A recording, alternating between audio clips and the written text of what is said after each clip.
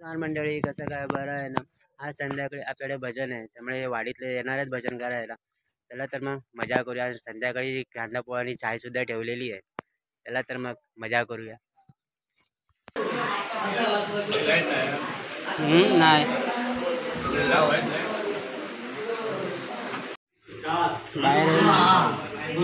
चांगले रस नाही रे, चांगले तुम्ही काय बोलता माहिती.